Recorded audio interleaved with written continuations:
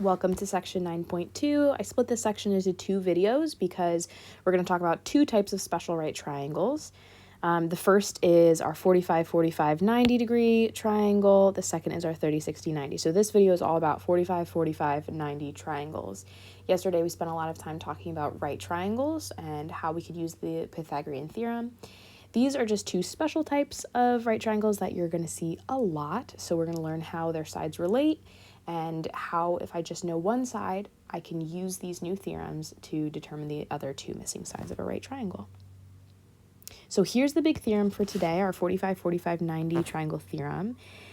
So right off the bat, if I know that two of my angles are 45, 45, well, I know I must be dealing with an isosceles triangle. If I have two angles that are congruent, well, then the sides across from them are also going to be congruent. So that's where I'm getting this isosceles idea from. So if I know one leg is x, then I know the other leg is also going to have to be x. Now, you could always use the Pythagorean theorem to figure out what your hypotenuse is. If we did that, I would have x squared plus x squared equals, I'm going to call it c for now. We're just going to prove that this theorem actually works with Pythag. Well, x squared plus x squared, those are two like terms. I would combine them to get 2x squared equals c squared. And then if I want to solve for c, I would take the square root, I would take the square root. So over here, I just have c, my hypotenuse. Over here, remember, if I'm multiplying things under a radical, I could actually separate them like this. That's completely legal. And I would be left with rad 2 times, well, what's the square root of x squared? That would just be x.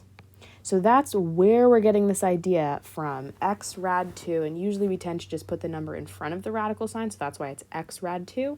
That's always going to work every time you have a 45, 45, 90 triangle.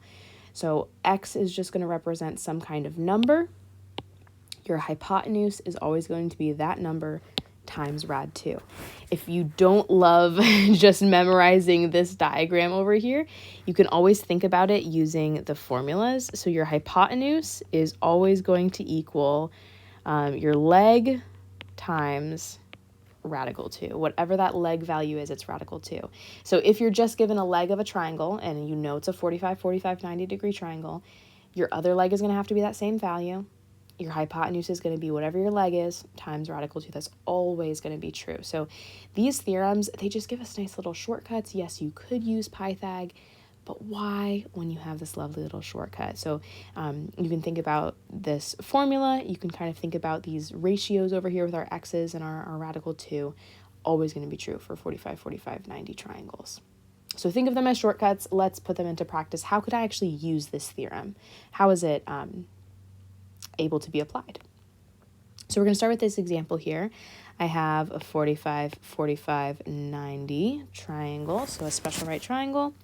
They're asking to find each variable. So z, let's start with that one. Z is a leg of this triangle. H is the hypotenuse. So this one right here, that's our hypotenuse, our longest side right across from that right angle. If z is a leg, well, I know that 9 over here is a leg. Z is also going to have to be 9. So just by looking at this thing, we can analyze, okay, cool, I'm dealing with an isosceles here. I know one of my legs, I know the other leg. And then to find your hypotenuse, remember your hypotenuse is always going to be whatever your leg is times radical 2. Well, my leg is 9, so my hypotenuse is going to be 9 radical 2. And we're going to leave it in that form. I think I said this in yesterday's video. In the math world, we like to leave things in simplest radical form. If you were using this in the real world, then maybe you would want a decimal. That would be totally fine. But your answers for this section, unless otherwise stated, leave with the radical. So z is 9, h is 9 rad 2. Let's try another example. Okay, so for this one, we can see that we know a leg value, and that's 2 rad 2. Some of the numbers, some of your answers will be a little funky for this section, right? We're dealing with a lot of radicals all of a sudden. Do your best. You will get more and more familiar and comfortable with them as we go. So I know one leg is 2 rad 2. Y is my other leg, so it's also going to be 2 radical 2. And then x, that's my hypotenuse. So that's going to be whatever my leg is times radical 2.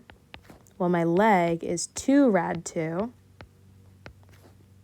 Now, how can I simplify this? So I have 2, but then radical 2 times radical 2. There's a few different ways to think about this. Radical 2 times radical 2, you think about it as radical 2 squared, which is just 2. Or think anytime you're multiplying a radical of a number by the radical of that same number, it's just going to be the number underneath the radical. So this simplifies to 2 times 2, or 4.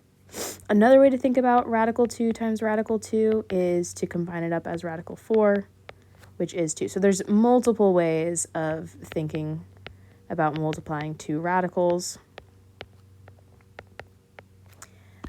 They're all going to get you to the same spot, and we're going to end up with x equals 4. Okay, so let this hypotenuse-leg relationship really guide you through these problems. This is going to be true for all 45, 45, 90 degree problems. If we need to go robot mode on a couple of the problems at first, cool. But as much as we can, I want us to try to understand how this theorem is working, how it's helping us get there. It's all going back to Pythag, right? You could always go back to the Pythagorean theorem and use that to help you solve for some of these missing hypotenuses. All right, example 3, solving for x. Okay, so this time they're giving me the hypotenuse. I know my hypotenuse is 6. My leg is represented by x. That's what I'm trying to find. So we're going to use that equation, right? My hypotenuse equals my leg times rad 2. Let's plug in what we know. Our hypotenuse is 6. Our leg is x times rad 2, right? So I'm just using this formula that we've been using. I'm just replacing what we know. And now I'm going to use this to solve for x. So we're going to divide both sides by rad 2.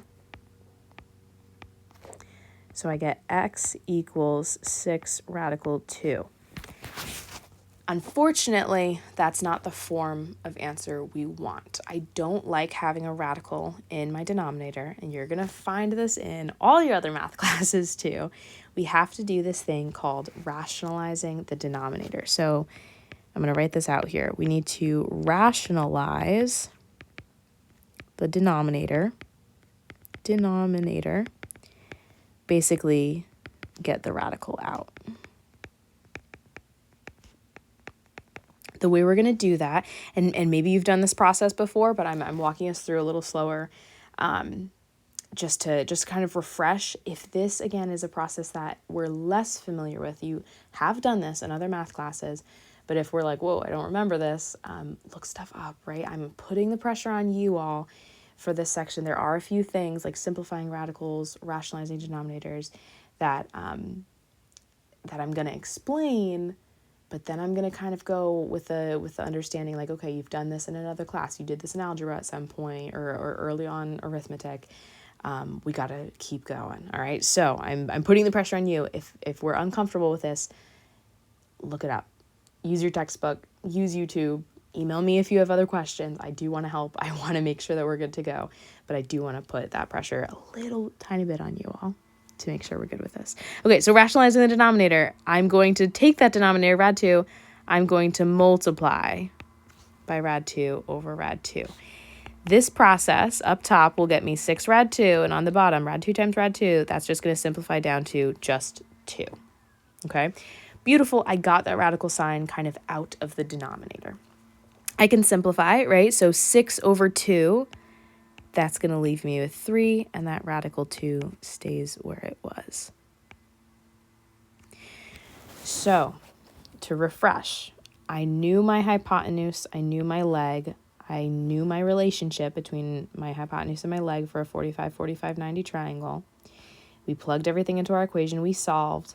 We had to do this thing called rationalizing the denominator because to have a fully simplified answer, I should not have a radical sign in the denominator. Rationalizing looks like this process right here. Whatever your denominator is, in this case rad 2, you're going to multiply your entire thing by rad 2 over rad 2. We're going to simplify. You're going to simplify a little bit further, and that's our final answer there. All right, one more example, folks, and then you are done with 45, 45, 90. You can move on to your second special right triangle. This one, it's a word problem.